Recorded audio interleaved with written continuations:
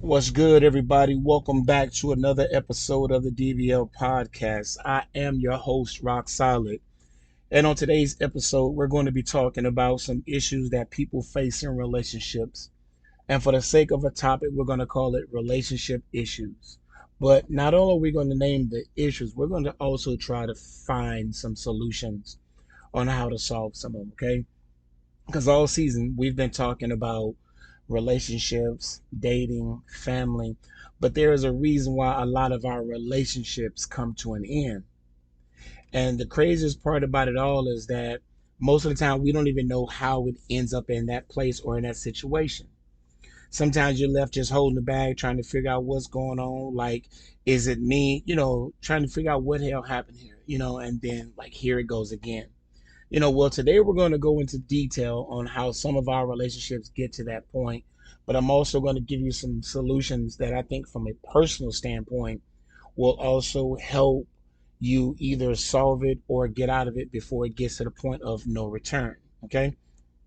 The biggest reason that a lot of relationship, the top reason, in my opinion, that gets to that point is faded enthusiasm. Okay. um the difficulties of trying to sustain like the energy and enthusiasm in a long-term relationship, it gets complicated. And a lot of partners and spouses, they find long-term relationships to be tiring, and they get boring after a while, simply because that enthusiasm starts to fade. They also feel that the passion and like the romantic side, the intensity, it starts to fade sooner than expected. Fading enthusiasm is especially problematic among people who struggle with routines. If if you're one of those people that don't have a routine, don't know how to stay in line with what it is that's got you, what you guys have going on.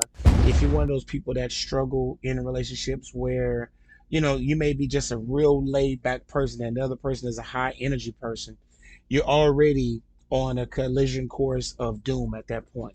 Because no matter how much you try to fight it or how much you try to encourage it to keep going, and this is my biggest issues in relationships, is that I'm very low key, very, mellow, just kind of laid back. I don't get up about a whole lot of things and I don't get down about a whole lot of things. So this one I'm speaking from personal experience. People sometimes get bored with that because it takes a certain type of person to deal with this type of person. And if you find someone that's really high energy, you run into a problem that's you're already on a path to destruction already. So what's the solution? Well, the easiest answer to that question would be is to, again, date correctly, as we've already talked, right?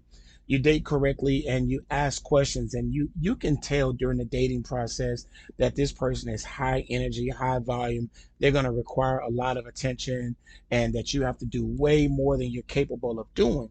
So the quickest solution to that is to not, or try not to, get involved with people that are complete opposites. That expression that opposites attract, you're right, they do. They attract, but they don't last. And that's the misconception that people have, that opposites, yes, they do attract because it's something different. It's a challenge. It opens them up, but it never lasts, because those things that attracted you to that person, those differences, are also going to be what also makes you walk away from that person. So you have to be mindful of the type of people that you date. You know what I'm saying? When you get to that place where you're bored, you have to be willing to include things that are out of your element, that are different for you, that make you go outside of your comfort zone, because they're in their comfort zone, but there also has to be a balance. Every relationship requires a certain amount of balance. And if you can't do the balance part, you're going to already have issues that you can't get beyond. So just because you're high energy and I'm low energy, if you can't find a common place where you can bring it back down a notch and I can bring it up, and we can meet in the middle, we're already set up for failure. Okay. So that's the first and the most important reason that happened, because I'm telling you, in relationships, people get bored fast. And even with the sex, if you're having just that regular basic sex and it's the same thing, how Kevin Hart said, oh, you want me to turn this way? You want me to do it this way? Is yours. If it gets to the point where it's predictable, that person is already just kind of like just going through the motion. It becomes robotic. If you find yourself sending text messages that are pre pretext already sent out when you just keep hitting the button to send your text message out, that letting you know you're getting to a place of boredom. So you have to change things up. That's the easiest and the quickest solution is to one, date correctly and find someone that's not complete opposite of you, and also do things to find balance in your relationship that brings those two things, those two worlds into one. Okay. Another one that's a common, and I'm listing these from the top reason all the way down to probably the lowest reason. Okay, so they're in order here. The next one I'm going to talk about is long work hours, right? Some have speculated that divorce rates can be predicted by the length, what I'm saying, of a spouse's commute. And you need to hear that, right? You can almost tell how close a person is to a divorce in their relationship by how far they have to travel to work. People that are always stuck in traffic, people that are always that are on long rides to work, 2 and 3 hours to get to work, or 45 minutes or whatever. Those people at home don't seem to understand that they need a moment to unwind, to settle into their day or get out of their work day. And so those commutes right there put a lot of stress and tension because of the frustration of traffic and car accidents and gotta stop here, gotta go get that. Because if you got the long ride home, the person at the house is telling you, hey, while you out, can you grab this? Never mind the fact that your day has been um, has already been stretched out because of this 45-minute commute back and forth, back and forth to work. The research that did, it's a credibility claim, what I'm saying, that partners who spend many hours working and put their careers ahead of their relationships, they're not surprisingly, they're less likely to have a romantic relationship because, again, you need time to get out of your day. If you're working a 10-hour workday and you got a 45-minute ride to work and a 45-minute ride home, that's 12 hours out of the day. You got to get hopefully 8 hours of sleep. Okay. That's already going to leave you with just 4 hours left to be in a relationship. But if you have family, or if you have things that you have to take care of, or things you didn't do, when you still got to get yourself ready for the next day, the romance part starts to take a dip because of the long work hours.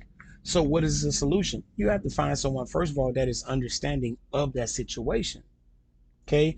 That it may not be, and it may start out hot and intense and all that right there, but the romance dies because if you're working these long hours, you have to understand, man or woman, that if you want to have a comfortable home, you have to have a job that can handle that. And sometimes those type of jobs, especially now, come with long work hours. So just be mindful of that. Okay. um, Another one that comes into play is lack of personal time and space. And this one is, to me, I think it's 1B, but it's not quite up there because that work day kind of, for me, kind of takes the cake. Okay. But that lack of personal time and space, those people start to feel suffocated, right? Or lacking sufficient me time is another common reason why people have difficulties maintaining a romantic relationship. Okay, people who feel constrained or like oppressed, by their relationship, they feel that their partner is constantly like nagging them, even if they're not, right? They will have issues sustaining their intimate part of their relationship. And the crazy part about it is, it's not that the other person, they may not even be nagging, right? But if the moment I walk in the door, you're up under me, or the moment I leave, or the moment I sit down, and you give that person no space to themselves, you're still an individual in relationships. And these type of issues right here cause problems way more than finances, because you don't want to tell the person, I need about 2 feet to kind of get myself together. But you also know that if you tell them, they're going to get in their feelings about it, male or female. Oh, you don't want to be around me, you don't like me.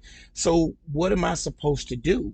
You know what I'm saying? Because if I'm feeling suffocated and I can't breathe, or I feel like you always on top of me, my natural instinct is to get away from you, right? Needy people, and you know who you are.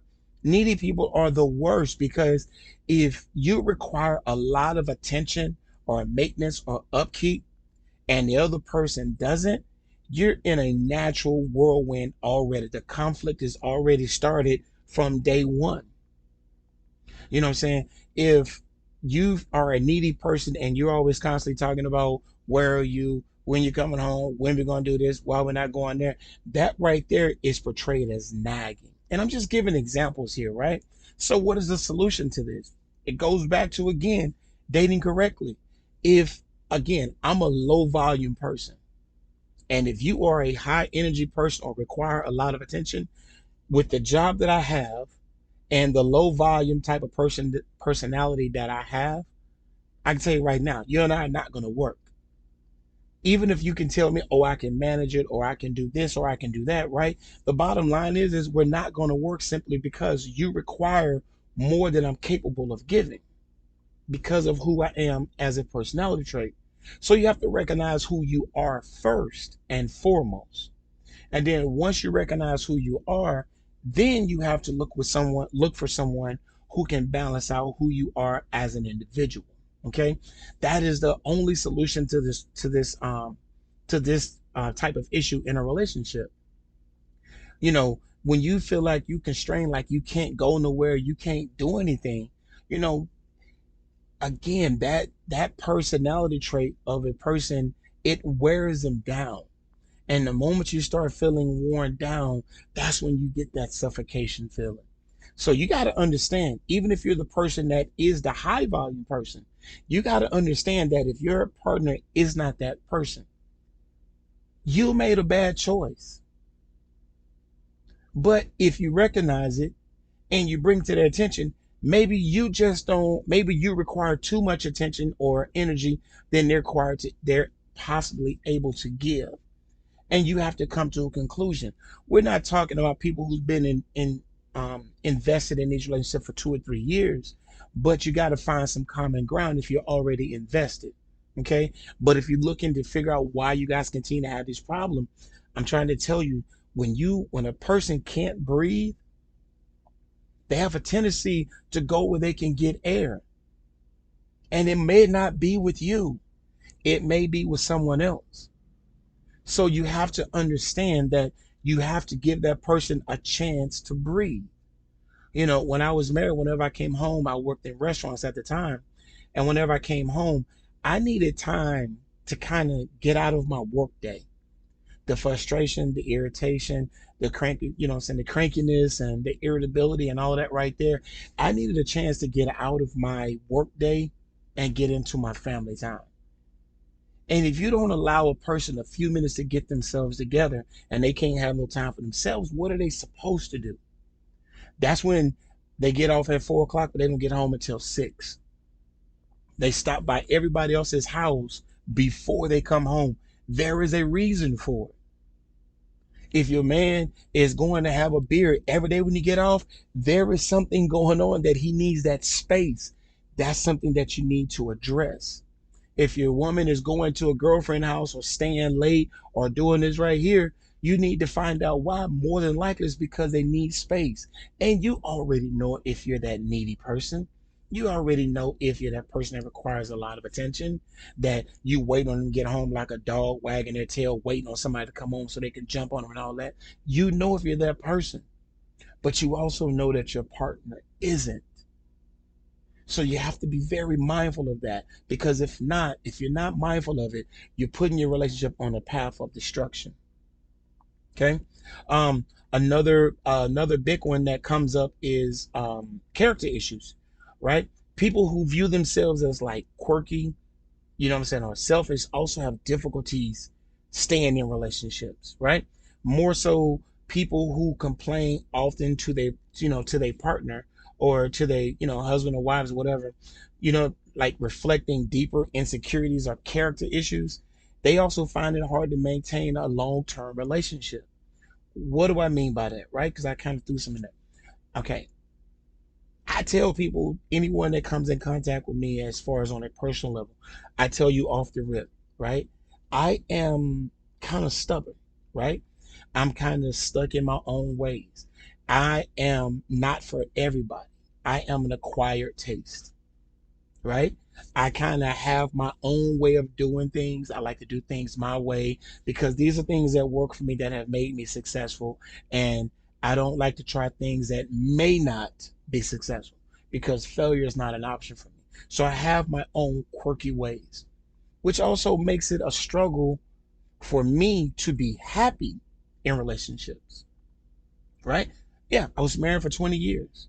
I've been in long-term relationships, but I struggle to be in those relationships simply because I'm an acquired taste and I'm continuously evolving and growing.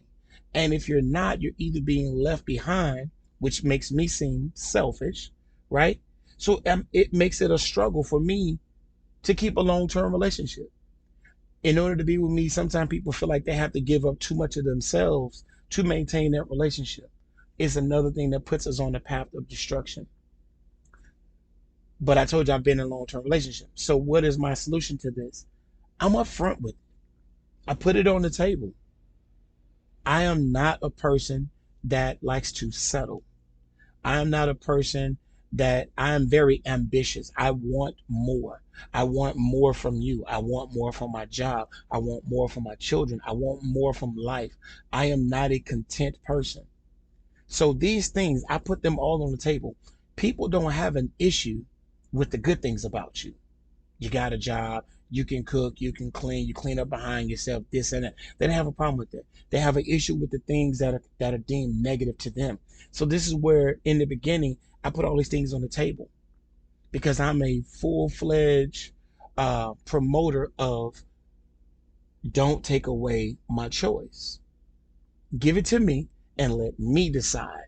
That way I have control over what happens next or if anything happens next. So that's my solution is to put it all out on the table in the beginning. You know you have these quirky things. If you like to spend $500 a month on your hair, that's something that he might need to know, right? If you like to spend, what I'm saying, $300 a month on cigarettes and $250 on something to drink, she might need to know that. You may not be an alcoholic. You may not be, what I'm saying, a lush or whatever word you want to use, right? But that works for you. That doesn't work for everybody. And it's a weird analogy, right? Because I like to give analogies. When you customize a bike or when you customize a car, you can put $25,000 into that car or 10,000 into that bike. But if you choose to sell that bike, you're probably not going to get $10,000. The reason being is that bike was customized to you. Everybody doesn't give it the same value that you do. So either you're going to have to adjust your price, or in this scenario, adjust yourself, or, right, you're going to have to give up on giving up trying to get into a relationship because people like what they like. And you can meet all their criterias, but if you fall short in some of their basic needs or necessities to be in a successful relationship, they have a tendency to want to go away. They have a tendency to drift away, and you don't know why. Okay. Um, this next one, right? Um, clinginess, right? When you're a very clingy person, we touched on this already, right? But people who become easily dependent on other people, right? They're too much, they're too often put, their partner needs ahead of their own, right? They don't think about themselves. They struggle in relationships. But there is another aspect to it though, right?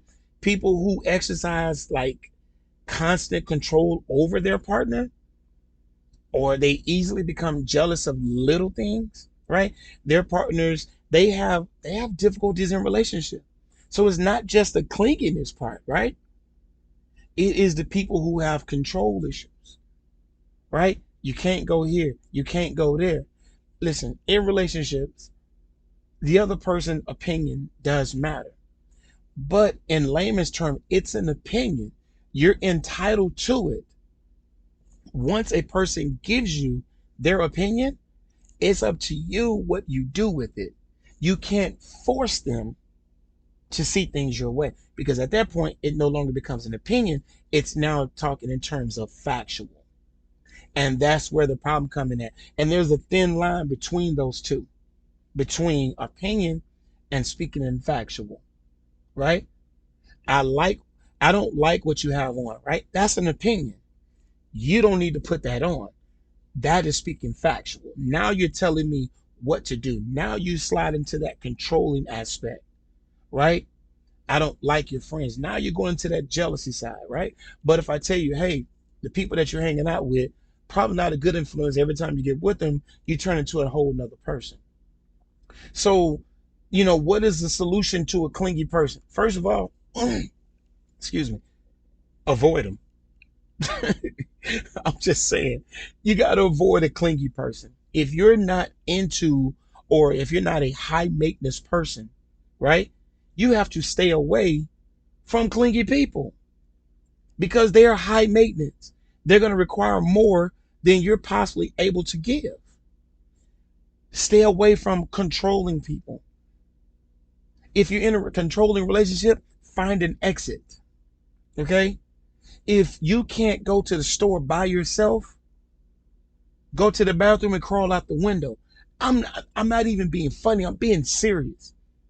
Out of the worst ones, this is by far probably the absolute worst one because these people will consume so much of you that you're either putting out fires every single day or you're trying to start a fire every single day just to have a reason to run out the door. So just be mindful that clingy people, man, they can consume you in so many ways. Okay. Another relationship issue that people face is bad sex. You're probably thinking in the world we live in that this here should be at the top of the list, Raymond. Well, it's not, right? I'm too old for sex to be at the top of my list. Bad sex doesn't necessarily end the relationship, right? What ends the relationship with bad sex is if you can't be told you're no good at it, right? Or you suck at it. Now we got a problem because chemistry is the most important thing in a long term and a successful relationship. You know what I'm saying? Couples who disagree about the frequency or the quality or the intimacy, they find it real hard because some women have a very high sex drive. Men's sexual peak is in their 20s. A woman's sexual peak starts at around 32 and up, right? This is the reason why cougars be chasing the young bucks, right? This is why the old heads be chasing the young chicks because our sex drives are completely opposite of each other. The old head chased the young chick because she's more focused on getting her life together. Sex isn't at the top of her priority list. But for men, it's the complete opposite. So this is where the cougars are attracted to the young bucks and the old heads are attracted to the young chicks because the sex drives on complete opposite spectrum. It means that you got about 10 years worth of relationship where good or bad sex, you can get through it. But chemistry in the bedroom is a huge part in a relationship. It's not the only part. It's not in the top two, right? But it is a part of a relationship. And if you're not willing to be told you're no good at this, but you're great at that, or you suck at all of this, I wish you could get better at that. If you can't be told that, because remember, we just talked about this in a healthy relationship, being able to tell a person something is only half of the equation because the other half of a healthy relationship is she or he has to be willing to hear it. Talking is one part, but hearing is another. Okay. What is the solution to bad sex? Healthy relationship has healthy communication, right? Listen, do it this way. This is the way I like it. When I tell you to do this, keep doing that. If I tell you I don't like that, don't do that again. Don't come back later just because that's your thing. That's your thing with somebody else. That ain't your thing with me. So let's not do that no more, right? That's the solution. Is being able to have a healthy communication with your partner. To solve all of this, I should be able to tell you you're good at this, but you suck at that. You should be able to tell me you're good at this, but you suck at that. And the best part about it is the other half. I should be able to hear it. Walk me through it. Because as I stated before, there's a difference between criticizing and constructive criticism. Criticizing is tell me I suck and leave it at that. Constructive criticism is telling me I suck, but telling me how I cannot suck anymore. Or for lack of better terms, that I need to suck. I don't know. Whatever it is, right? So that is the simplest solution to bad sex, right? But here's one that a lot of you probably go through that have been through. I've been on both sides of it, right? Infidelity and abuse, right? Lacking a sexual interest in a person or engaging in infidelity. Infidelity is just the correct term for saying cheating. Okay? That's the clinical term for cheating. It's one of the reasons that prevents relationships from lasting. Abuse is especially a form like physical abuse. That, listen, if you're in a physical relationship, get out. If you don't have a way out, find a way out. You're trying to hold on to something. This is my house. This is my car. I've invested everything into it. These are our kids. Whoop de whoop. You ain't gonna have nothing if you're dead. The car gonna be gone. The house gonna be gone, and the kids. And fellas, this includes you. If your woman hitting you across the head with a pot, get out, bruh. You ain't got to stay there for it. There ain't nothing she's doing that is that great for you to be getting hit across the head just because you came in from home from work 2 minutes late. Because this person isn't considering you at all. If you're being verbally abused, if you're being talked down to, shallow howling, where you're telling somebody that they look fat or they're this or they're that, get out. That's the solution. Get out. But the cheating part, people seem to think that cheating is always a bad thing. Cheating isn't a bad thing all the time. What do I mean, right? If you're looking for an excuse to get out of that relationship, she won't leave, he won't leave. You're looking for a reason. You don't have a way out. Well, guess what? I'm giving you one, right? I'm going to cheat on you, which means that you now have to make a decision that either I'm going to keep walking over you and doing what I want to do, or you're going to make a decision to do something better for yourself. The problem where cheating becomes a bad thing is when you're fully invested and a person has no contrition or explanation or reason for their efforts. And they just continue to do it just because they can. You have to know who it is you're dealing with. You have to know what it is. They have to know what your expectation is. And both of you must be able to live up to it. The solution to a cheating partner is very simple. Have a conversation, people. You ain't got to walk away from everything because 80% of a good woman is better than 100% of no woman. Doesn't mean you gotta stay, but a conversation because sometimes people are not perfect. People make mistakes. And if you can acknowledge that they can make mistakes and that you've made mistakes, you have to be willing to hear and find out if there's any contrition that comes along with them being able to make that mistake. And I don't expect a lot of you to agree with that statement right there. I really don't. So don't start throwing darts at me. You're the one who chose that partner. So you have to make a better decision. You have to make a better choice. You have to put yourself in a better position. Like I said, if you're in an abusive relationship, it's easy to walk away. And if it ain't easy to walk away, find a way to walk away. All right. The next one would be kids.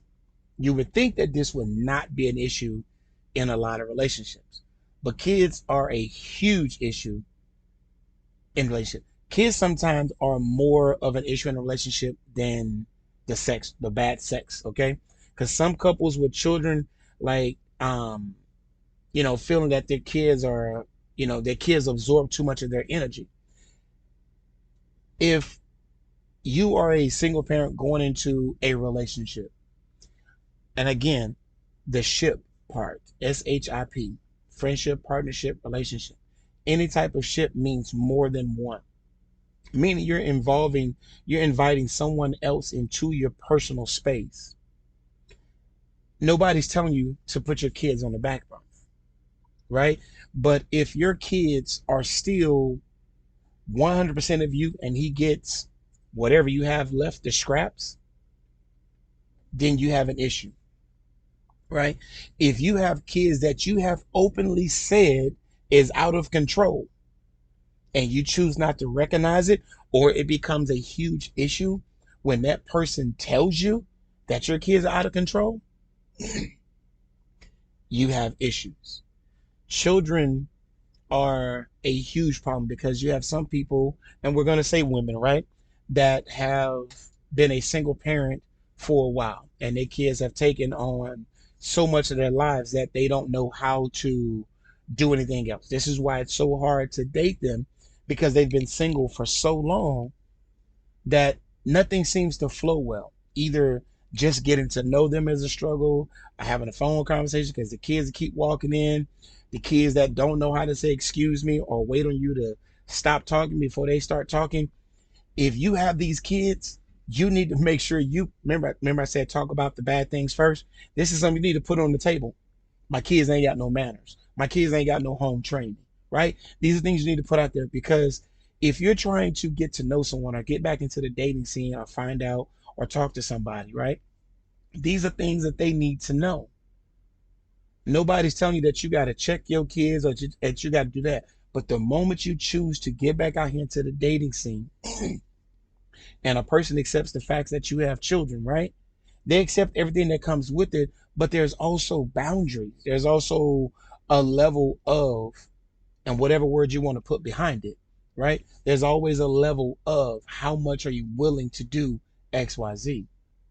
So when it comes to the kids, it is such a huge issue because even as a man, if you have your kids for whatever reason, you're a single father going into that relationship, right?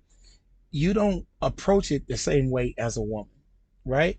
But if you're that laid back father that doesn't tell your kids to chill or have a seat or go do this or when to do their homework or when to eat to get a bath, and you can't do that, and that woman comes from a structured background, you're already facing relationship issues already, because you now have someone telling your kids to do the exact opposite of what it is you require of them. So children are a huge issue in relationship that come in the form, like I said, when it comes to the kids, because it's such a tricky conversation. Some people you can't tell them anything about their kids, good or bad. Oh, you ain't gotta tell me my son's smart. I already know, right? Good or bad. So you have to be mindful, and this is why it is so hard to date people with kids, because some people you can't tell their kids anything. And guess what? Neither do they. So you have to be mindful. So the solution is if you're not prepared for what comes with it, male or female, with dating someone with kids and what all that means, then you have to kind of avoid it or put yourself in a position where you can accept what comes with that. Okay. Another huge issue in relationships is lack of effort. All relationships, like, they require effort, right? And some relationships, people just flat out simply run out of gas. You know what I'm saying? They run out of steam or energy. People who don't take their partner's needs into consideration, or like they neglect their partner, they face some serious relationship issues. Like the hallmark in this form of relationship is neglect, becoming distant, taking your partner for granted, not being honest, like not compromising or not tolerating, what I'm saying, their indiscretions or, the idiosyncrasies, right? If you don't put forth the effort to find out who it is you're dating or the type of relationship you're in, some things can be solved by simple conversation. But if you're that person that's not putting forth the effort to even have a conversation, because again, we talked about it already. Healthy relationship means that I can tell you, but the other half of it means that you also listen. Okay. And if a person is telling you, or if you notice that a person is becoming distant, you should be able to bring that to their attention and say, I'm noticing that what I'm saying, you're becoming distant, that you're not as attentive as you used to be. You got to hear that. Maybe you're doing it subconsciously. Maybe you're doing what you've always done. But if it's making that person feel some type of way, you have to take that into consideration. If you're not being honest about why you're not coming home from work because you feel suffocated, right? You're not putting forth the effort.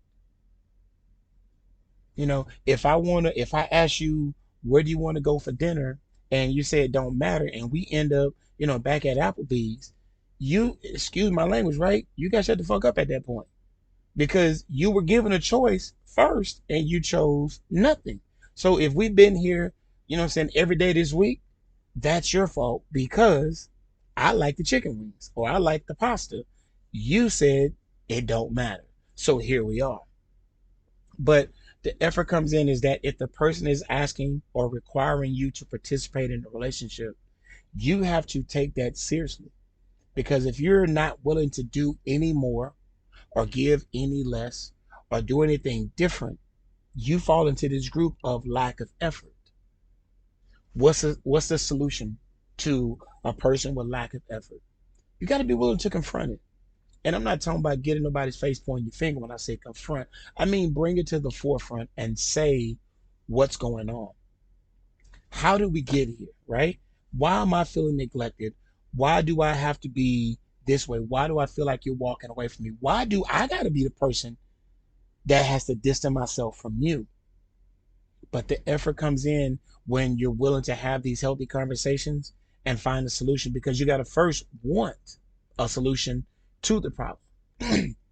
And that's the biggest thing is that sometimes people don't want a solution. Some people are just comfortable being who they are. And there's nothing wrong with that, right? But it becomes a problem or an issue, as we say, when the other person has an issue with it. Okay? So just be mindful of that one. But here's one that a lot of you are going to have an issue with, that a lot of you are going to have an issue with. And this one is called, and this is going to be fun, right? The social circle. You know what I'm saying? People who do not have good relationships with their partners, their parents, their relatives, or friends, guess what? They're probably going to have issues in a relationship. Listen, there are only two people that brought you into this world, right? And if you can't even have the respect to get along with them, because the thing about it is with the parents part, you can come to their house or take their phone call. But the moment you go to their home or take their phone call, they earn that respect by bringing you here. Yeah, I know some of y'all like to say, well, I didn't ask to be here, but you also didn't ask to leave either. Okay? If if you don't have a good relationship with your friends, you and your friends always out in the front fighting, or you know what I'm saying, your cousins and all that, nobody likes you. What makes you think anybody is going to like you in a relationship?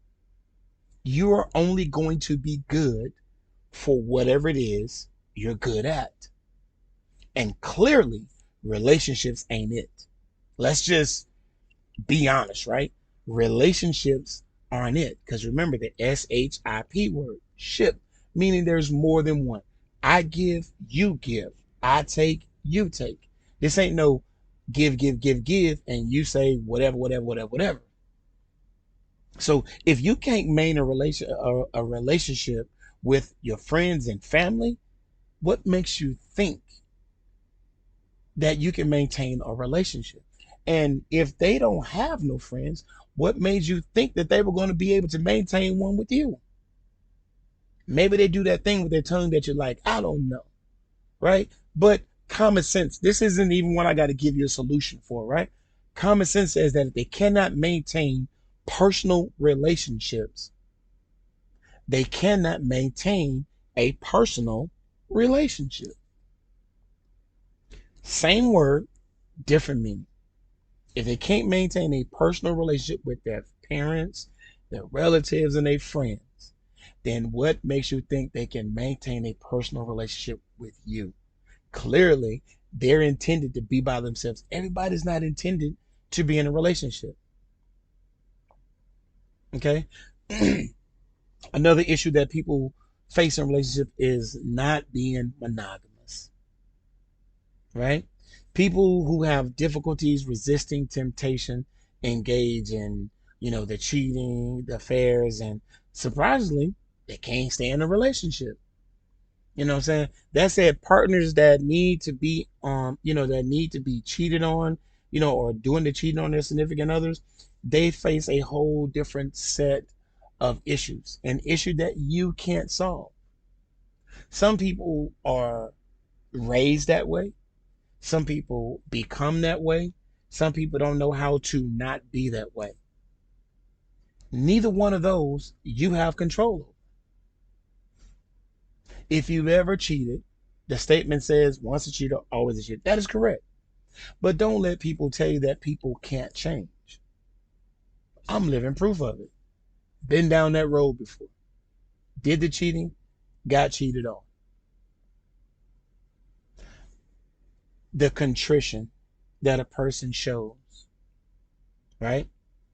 If that person can tell you that they're not, or they don't want to be in a committed relationship, you have to hear that. You got to take heed to what they're telling you. If a person tell you they've never been in a committed relationship before, you got to take heed. Again, we're telling you the bad things first, so that you can't complain about not having a choice.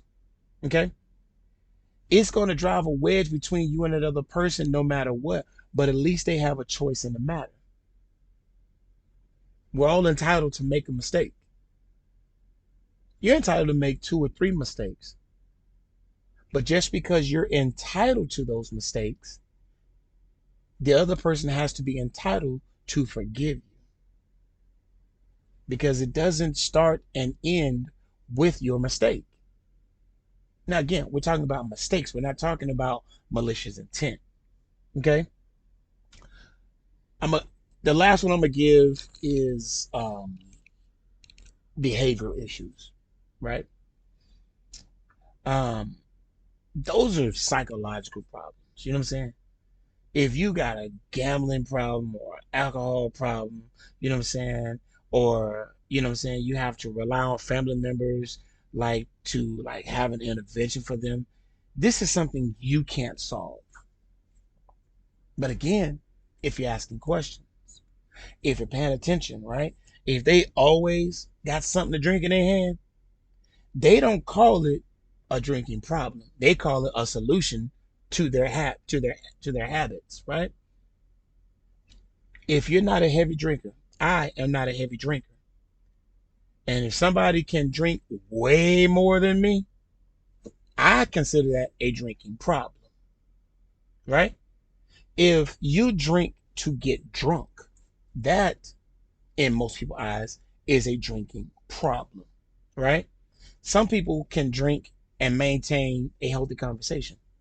Some people can have a drink and all of a sudden they want to fight about everything. Oh crap. Best thing about drunk people is they're honest. They give it to you straight. May not like it, but they're going to give it to you blood raw.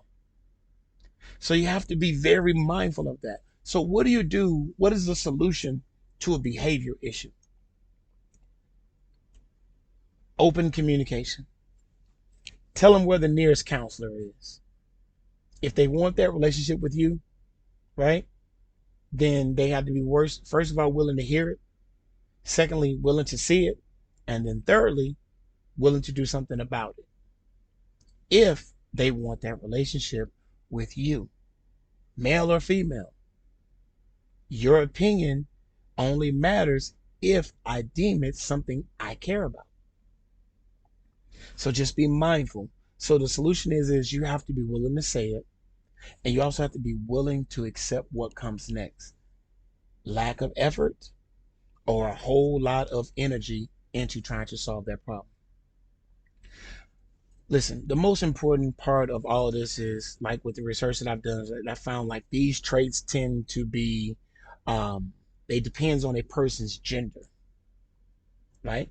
For instance, and I know a lot of y'all don't think this is true, and this isn't for everything or for everyone, but they have a tendency to be gender issues, right? So check it out. Like for instance, right, character issues, right?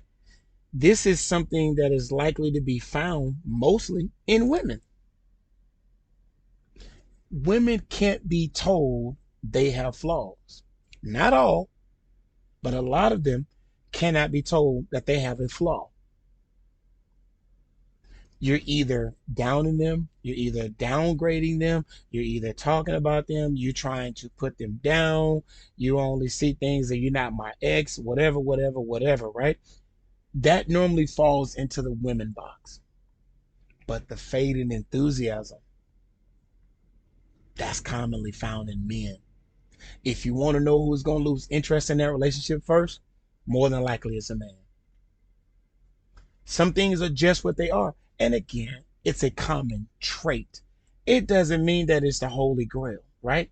Remember, I'm not telling y'all anything that God sent and put in my hand and he said, tell them this. That's not what we're doing. Okay. But it doesn't change the fact. And if you look it up, who faces the biggest character issues in a relationship, it's going to tell you women.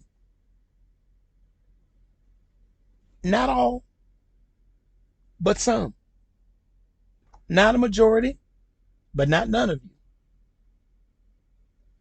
There are some women who are taking on the male role or male personality traits, right? So guess what they start to pick up? They start to lose interest in a relationship.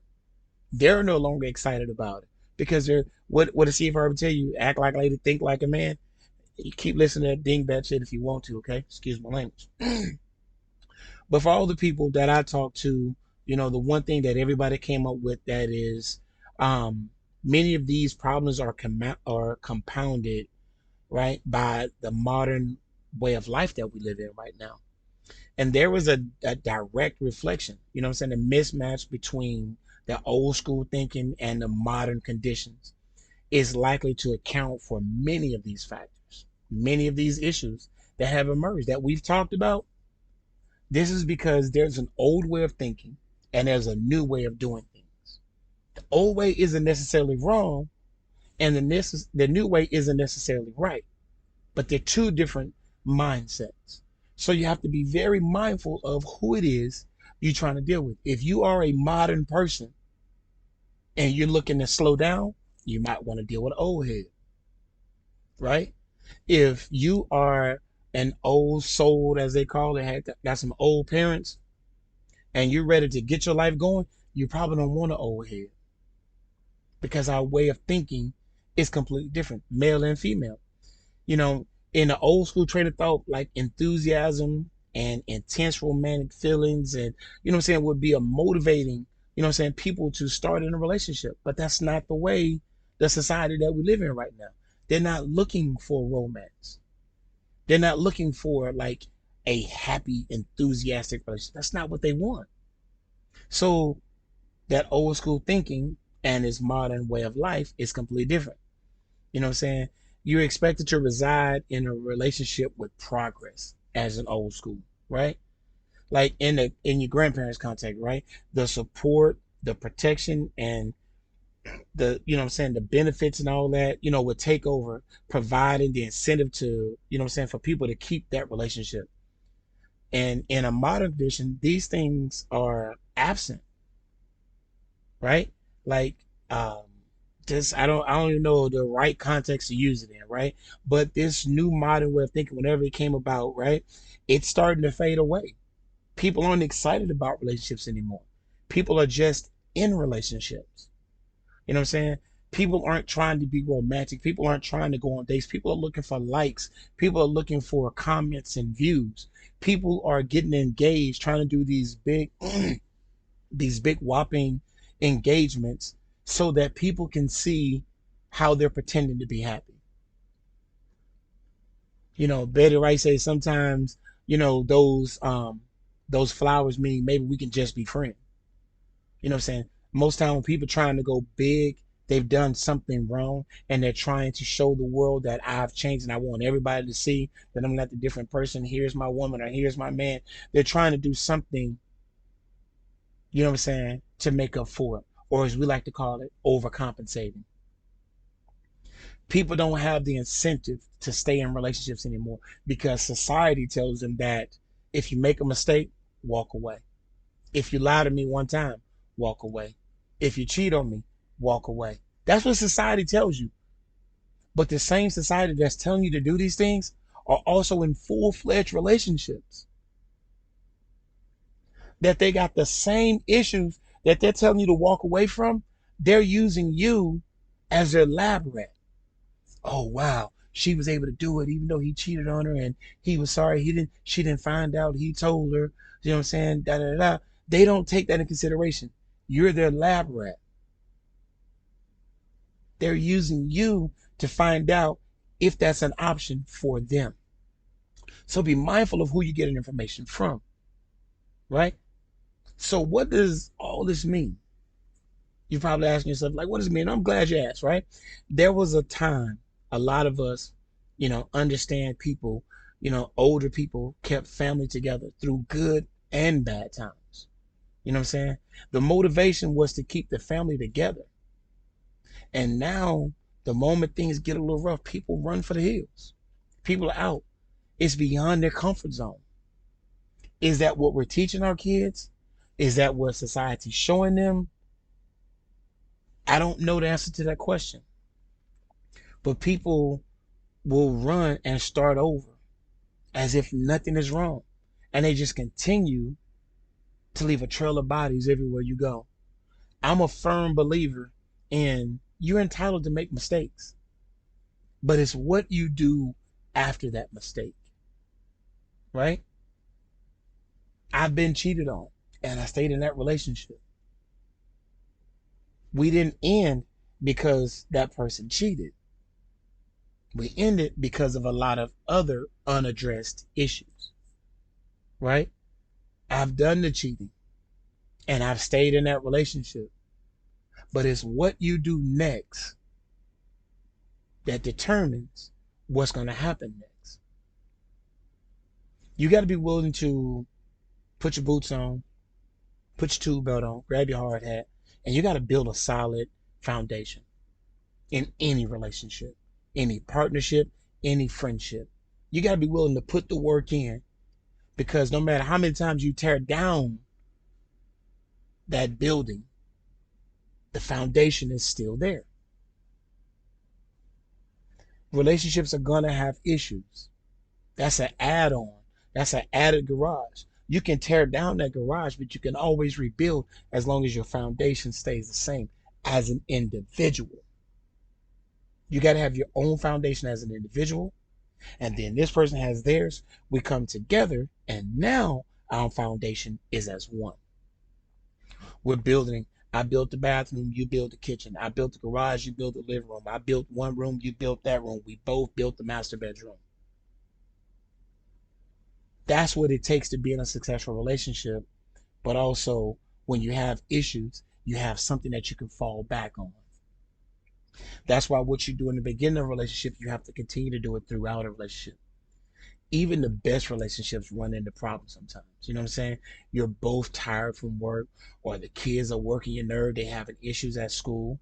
Currently, my life. You know what I'm saying? Hell, maybe your in-laws are getting on your last nerves. You know what I'm saying? We already know how that goes. Life throws you a whole lot of punches. You can stand there and take them, or you can duck them. If you take them, that means you're willing to work through those issues.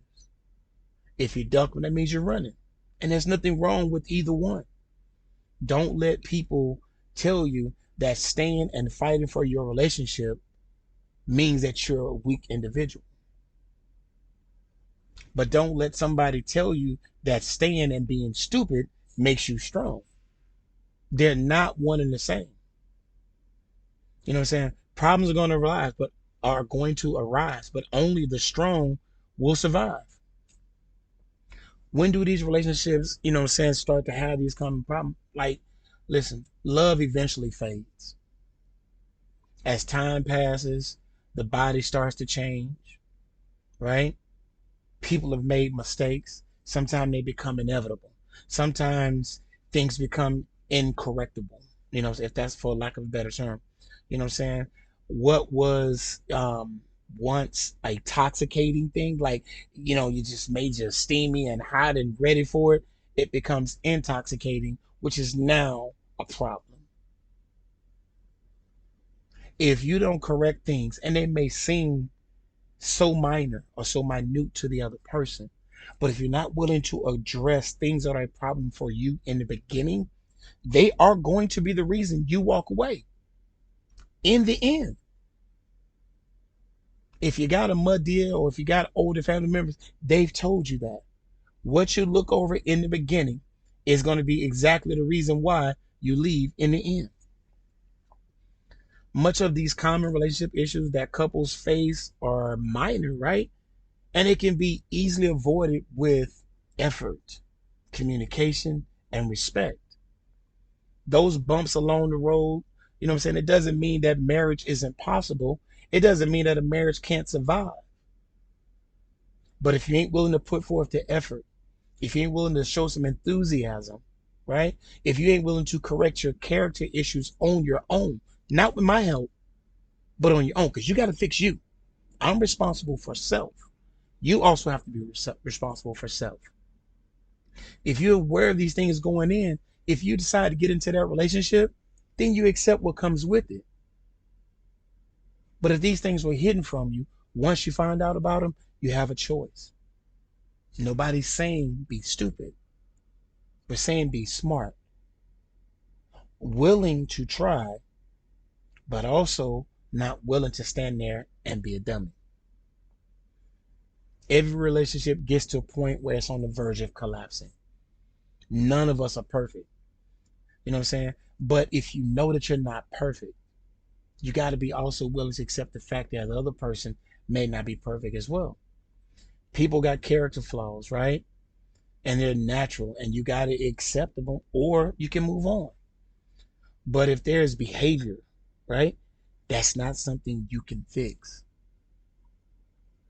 A cheating person doesn't make them a bad person, but are they willing to correct their error of their ways? These things in life are going to be ongoing problems no matter what. You can't get past your deal breakers. Something to consider, like the expectation. One of the fastest ways to create an unhappy or instability in a relationship is through disappointment.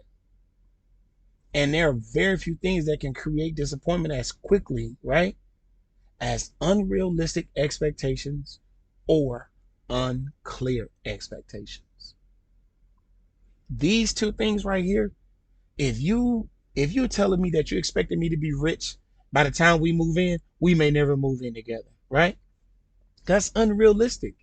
I was working at McDonald's when you met me. How am I going to be rich and you talking about moving in next month? That's unrealistic. Or the worst out of the two, in my opinion, is the unclear. You don't know what you want, but you expect me to know what you want. I'm not a mind reader. I can barely tell you what I want for dinner, but you expect me to know what you don't know so I could make it happen for what you don't know you want to happen. So the unclear part, that's the problem. Oftentimes, man, listen, couples they struggle to meet each other's expectations, and that's okay because sometimes they're simply unrealistic, and then sometimes they're unclear. Your past experiences, your past beliefs, your internal values, those things work great for you. But if I don't match those things, tell me that and let me be able to walk away. Don't hold me hostage because you're trying to figure yourself out or figure out what it is you actually want. But it doesn't change the fact that these things are very toxic when it comes to relationships, okay? You know, alternatively, couples like sometimes struggle and they gotta figure it out. You know what I'm saying? And you got to be pretty certain on you have to be pretty clear on what it is you expect from the other person. And even if it's unrealistic to the other person, at least you didn't take away their choice. They ain't got to live up to it, but they can't stay if they can't, man or woman. If you require a meal when you get home from work and she tell you that she burned water, that's an unrealistic expectation of her to fulfill something you can't do. If you want a man to be able to push, pull, and drag, you can't go get you no skinny man. He can't do those things. That's an unrealistic expectation. If you want to avoid the unhappiness in a relationship, it's your responsibility to be clear about your expectation. This is how you minimize the expectation. I'm sorry, the lack of effort or the character flaws or the character issues. because you've made your expectations clear from day one. And if in doing so you come to realize that your expectation that person can't meet, that's fine. Maybe you want to review the person that you're with. Maybe you want to deal with somebody else, or maybe you want to deal with yourself if you think that they're unrealistic. But poor communication, man, is gonna lead to fights. It's gonna lead to frustration. You know what I'm saying? You both of y'all feeling like you ain't being heard. Communication is gonna be a huge issue because again, healthy relationship means that I can talk and you can listen. But what do you do if you're in a relationship where you got poor communication skills? Maybe they don't know how to talk. Maybe they're uncomfortable expressing themselves. Some people do it through text. Some people do it through email. Some people do it through yelling, right? But it has to be a productive way of communication. Communication is a skill like no other. You know what I'm saying? Learning it can make all the difference in a relationship. Learning how to listen without judgment. Stop interrupting. Stop trying to get your point across by attacking the other person. Communication, you know what I'm saying, with each other is with friends, whatever, it shouldn't be combative. It shouldn't be something that you want to fight about all the time. It shouldn't be in an aggressive manner. Figuring out, you know what I'm saying, how you communicate or what your style of communication is with your partner. And work towards a way where y'all can have a better understanding on how to communicate. Sometimes you got to have a password that says, hey, I'm done. You go ahead. Okay, I'm gonna shut up. You listen. Hey, when you were talking, did I talk? No. Okay, I should be able to say that. But you got to find out what that other person's style of communication is. And you guys got to communicate that way. Relationships, listen, man, relationships are a marathon. I mean, it ain't no sprint. It's a marathon. It's a cross country mile, or it's a 5K, or whatever you want to call it, right? Most relationship problems, you know what I'm saying, and ways of fixing relationship problems would be something that, you know what I'm saying, is heard about with relationship experience. Some people are new to relationship or serious relationships. Some people have been in relationships that they thought were serious relationships, and then when they get into a relationship with you, they realize that these were just flings or just things that they were going through dealing with everybody. Everybody ain't built the same way. Everybody ain't cut from the same cloth. But one thing that should not be difficult is asking a question and answering. If I ask you what time it is, you don't get to tell me everything else other than the time because you're not answering the question. Listen, there's a lot of people that's going to give you relationship advice. I'm not that person, right? I'm just trying to give you guys some clues on how to deal with it. But the good news is, like, working on relationships can produce considerable differences. You can find a way back in any relationship and you can get past the difficulties. You know what I'm saying? You got to be creative sometimes. You can't do what you've always done. You got to do something different if you want different. The reason why I was able to meet you or you was able to meet me is because me or the other person did not meet those expectations. So with that being said, you got to understand that you got to be willing to put the work in for relationships. Like I said, I'm not going to drag this out. I'm not going to tell you guys how to live your life. I'm just trying to give you a different expectation. I'm trying to give you some different pointers. I'm trying to give you something to look at your partner, but also and mainly yourself. Okay? The DBL podcast is not about solving your home issues. We here to give you something to make you look at home, look at your current relationship, or before you get into a relationship, how not to keep going through getting your body count up and running into these Mr. No's or this Miss No No. Whatever your relationship preference is, that's all we're doing here. The YouTube, this episode drops every Sunday at 5 p.m. on YouTube. The views on YouTube is going up. What's not going up is the subscribing. If you listen to it, just click on the subscribe button. That way, every time I pop one out, you can get first dibs on it because you get it before the other major streaming platforms does. Check us out on the website, the dblpodcast.wordpress.com. I'm on TikTok. I'm doing videos. I'm doing flyers. I'm putting this information out there for you. You just got to be willing to receive it. But like always, if this if this episode isn't for you, that's fine. But it might be for someone you know. Share it. Tell them to like. Tell them to subscribe to it. All streaming platforms.